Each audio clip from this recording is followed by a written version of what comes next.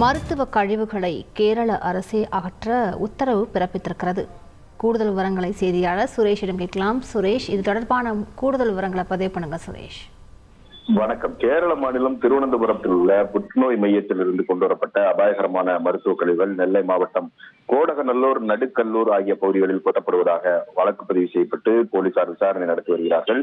இந்த நிலையில் நேற்றைக்கு ஒரு வழக்கு தொடர்பான விசாரணையின் போது தமிழக அரசு தரப்புல இந்த மருத்துவ கழிவுகள் கொட்டப்படக்கூடிய விவகாரம் குறித்து தென்மண்டல தேசிய பசுமை தீர்ப்பாயத்தின் கவனத்திற்கு கொண்டு வரப்பட்டது.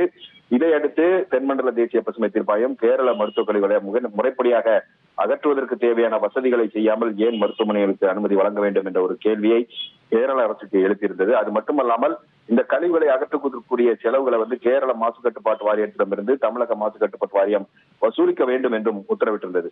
மேலும் கேரளாவில் மருத்துவ கழிவுகளை அகற்றுவதற்கு என்னென்ன நடைமுறைகள் கடைபிடிக்கப்படுகின்றன, அங்குள்ள மருத்துவ கழிவுகளை தமிழகத்தில் கொட்ட வேண்டிய அவசியம் என்ன என்பது குறித்து விளக்கம் அளிக்கவும் கேரள அரசுக்கு தீர்ப்பாயம் நேற்றைக்கு உத்தரவிட்டுள்ள நிலையில் இந்த விவகாரம் தொடர்பாக தென்மண்டல தேசிய பசுமை தீர்ப்பாயம் தாமாக முன்வந்து வழக்கை விசாரணைக்கு எடுத்திருக்கிறது.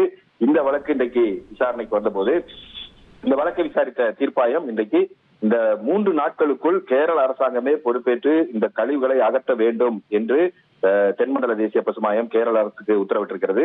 கழிவுகளை கேரளாவுக்கு கொண்டு செல்ல வேண்டும் அல்லது நெல்லை மாவட்டத்தில் இருக்கக்கூடிய கழிவுகள் மேலாண்மை செய்யக்கூடிய நிறுவனத்திடம் கேரள அரசு இதை வழங்க வேண்டும் என்றும் உத்தரவு பிறப்பித்திருக்கிறது. மேலும் நெல்லையில் மருத்துவ கழிவுகள் கொட்டப்பட்ட இந்த விவகாரம் தொடர்பாக கேரள மாசு கட்டுப்பாட்டு வாரிய தலைவருக்கு தமிழக மாசு கட்டுப்பாட்டு வாரிய தலைவர் எழுதிய கடிதத்தில் கழிவுகளுக்கு சொந்தமான அந்த மருத்துவமனைகள் மீது நடவடிக்கை எடுக்க வேண்டும் என்று வலியுறுத்தப்பட்டுள்ளதாகவும் தமிழக அரசு தரப்பில் தீர்ப்பாயத்தில் பதிவு செய்யப்பட்டிருக்கிறது.